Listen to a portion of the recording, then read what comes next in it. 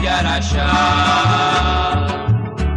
Olhando as paisagens do estado, eu ali mesmo resolvi trabalhar. Pedi serviço na fazenda São Domingo, do Li Teixeira, um patrão que é sem igual.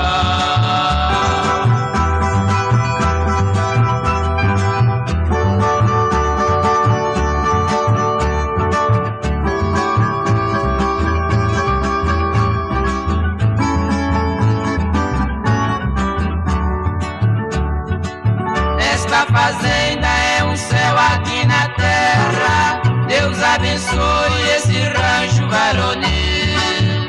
Os seus produtos registrados no estado, melhores raças de Nelore e Gado Gil. Tem holandês do Brasil e da Bapuã, e tem os búfalos de grande tradição. O Gado Giro, que é sua preferência, ele tem prêmio em todas as exposições.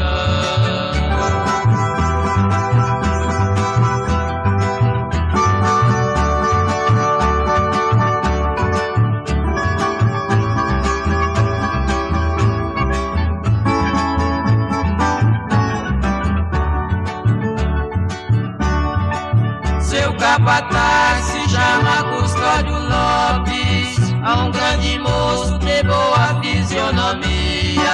Seleciona todas as tropas e o gado, nesta fazenda reina paz e alegria. Esta fazenda é realmente fabulosa, nós empregados damos nossa saudação. A família dos Teixeira de Resende, filhos Campas e Douradinho, manda um aperto de mão.